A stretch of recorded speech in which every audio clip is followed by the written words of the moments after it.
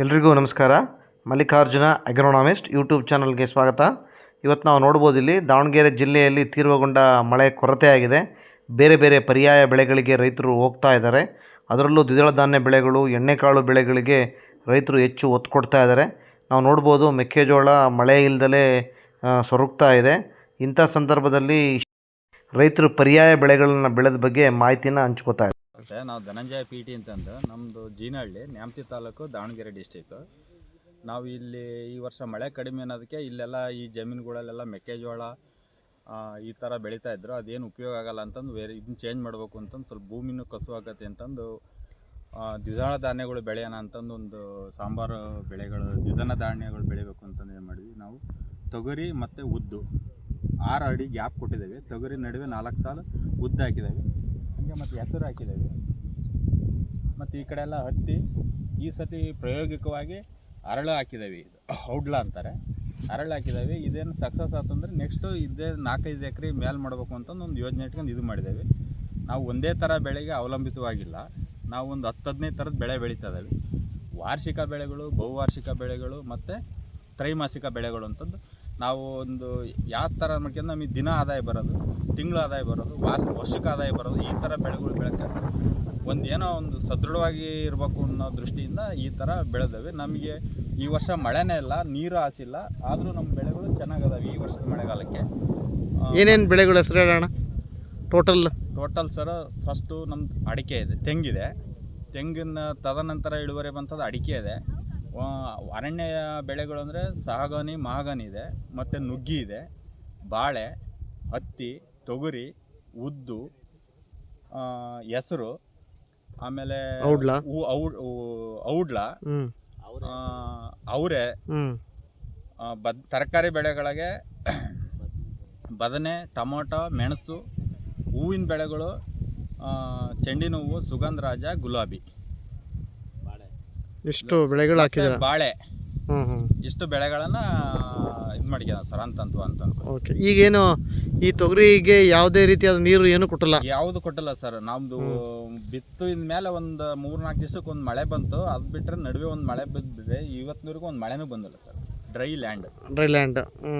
ಅಂದರೆ ನಿಮಗೆ ಇದು ನೋಡಿದ್ರೆ ಗೊತ್ತಾಗತ್ತಲ್ವಾ, ಅಂದರೆ ದ್ವಿದಳ ಧಾನ್ಯ ಬೆಳೆಗಳಿಗೆ ಸ್ವಲ್ಪ ಶಕ್ತಿ ಇದೆ ಅಂತೇಳಿ. ಶಕ್ತಿ ಇದೆ. ಮತ್ತು ನಾವು ಇದನ್ನು ಬೀಜೋಪಚಾರ ಮಾಡೋಕ್ಕಾರೆ ನಮ್ಮದು ಶಿವಮೊಗ್ಗ KVKಯಲ್ಲಿ AMC ಅನ್ನೋದೊಂದು ಇದು ಸಿಗ್ತದೆ ಸರ್. ಅದರಲ್ಲಿ ಎಲ್ಲ ಇರ್ತದೆ. ಟ್ರೈಕೋಡರ್ಮ ಒಂದು ಬಿಟ್ಟು ಮತ್ತು ನಾವು ಟ್ರೈಕೋಡರ್ಮ ಸಪ್ರೇಟಾಗಿ ತಗೊಂಬರ್ತೀವಿ. ಅದನ್ನು ಇದು ಮಾಡ್ಕೊಂಡು ಬೀಜೋಪಚಾರ ಫಸ್ಟ್ ಪ್ರಿಫರೆನ್ಸ್ ಸರ್. ನಾವು ಏನೇ ಇದಾಗಲಿ, ಮಳೆಗಾಲದಲ್ಲಿ, ಚಳಿಗಾಲದಲ್ಲಿ, ಬೇಸಿಗೆಗಾಲದಲ್ಲಿ ಬೀಜೋಪಚಾರ ಮಾಡಿ ಬೀಜ ಬಿತ್ತೋದ್ರಿಂದೆಲ್ಲ ಅದು ತುಂಬ ಉಪಯೋಗಕಾರಿಯಾಗಿರುತ್ತೆ. ಆದರೆ ಅಲ್ಲಿ ನಮಗೆ ಏನಾಗುತ್ತೆ, ಈಲ್ಡಿಂಗ್ ಅಲ್ಲಿ ಗಿಡ ಹುಟ್ಟುವಾಗಲೇ ಮೊಳಕೆ ಹೊಡೆದಲೇ ಅದು ಸದೃಢವಾಗಿ ಬಂದಿರ್ತೈತಿ. ಅದೇ ಒಂದು ನೀರು ಕೊಟ್ಟಂಗಾಗಿರುತ್ತೆ ಸರ್.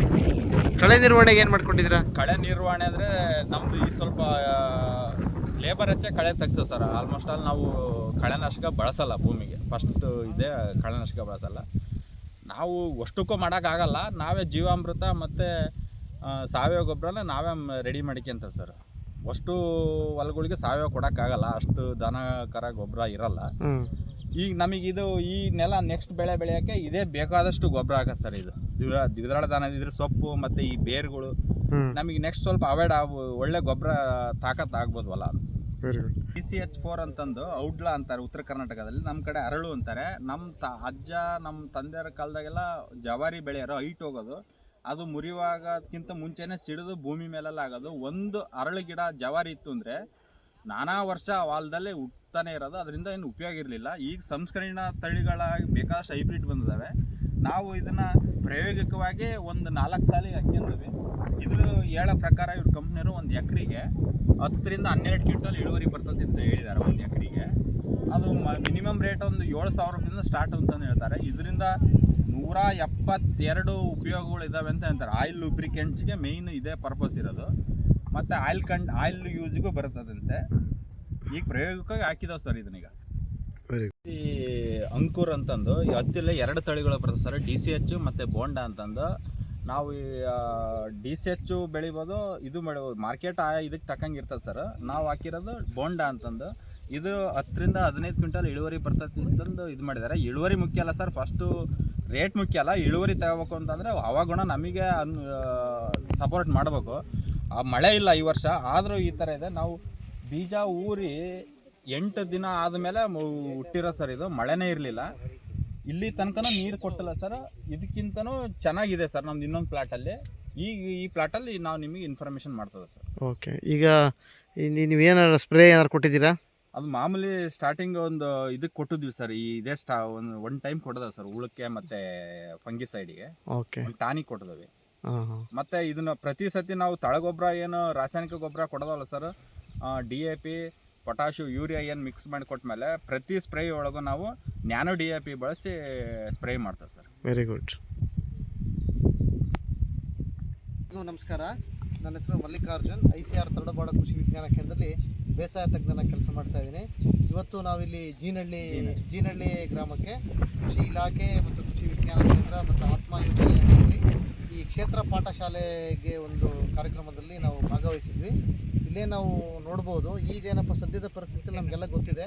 ಈ ದಾವಣಗೆರೆ ಜಿಲ್ಲೆಯಲ್ಲಿ ಹೊನ್ನಾಳಿ ತಾಲೂಕು ಮತ್ತು ನ್ಯಾಮತಿ ತಾಲೂಕಲ್ಲಿ ಅತಿ ಕಡಿಮೆ ಮಳೆ ಆಗಿದೆ ಈ ವರ್ಷ. ಅಂದರೆ ಸುಮಾರು ಒಂದು 40% ಮಳೆ ಕೊರತೆ ಆಗಿದೆ ಇವರಿಗೆ. ಬಟ್ ಆದರೂ ಕೊರತೆ ಆದರೂ ನಾವು ಇಲ್ಲಿ ಈ ಪ್ಲಾಟ್ಗಳನ್ನ ನೋಡಿದಾಗ ನಮಗೆ ಗೊತ್ತಾಗ್ತಿದೆ ಅಂತಂದರೆ, ಕಡಿಮೆ ನೀರು ಕೇಳುವಂಥ ಬೆಳೆಗಳಿಗೆ ಹೋಗ್ಬೇಕಾಯ್ತು ರೈತರು. ಮೆಕ್ಕೆಜೋಳ ಹಾಕಿದರೆ ಮೆಕ್ಕೆಜೋಳ ಎಷ್ಟೊಂದೆಲ್ಲ ಬಾಡು ಹೋಗ್ತಾ ಇದ್ದಾವೆ. ಇವರು ಸುಮಾರು ಒಂದು 10ರಿಂದ 15 ಥರದ ಬೆಳೆಗಳನ್ನ ಹಾಕ್ಕೊಂಡಿದ್ದಾರೆ. ಈ ಕೃಷಿ ಇಲಾಖೆಯ ಸಹಯೋಗದೊಂದಿಗೆ ಮಾಡಿದಂಥ ಕಾರ್ಯ ಇದು. ನಮಗೆ ಇಲ್ಲಿ ನೋಡ್ಬೋದು, ಹತ್ತಿ ಇದೆ, ಆಮೇಲೆ ತೊಗರಿ ಇದೆ, ಉದ್ದು ಇದೆ, ಆಮೇಲೆ ಚೆಂಡು ಹೂವು ಇದೆ.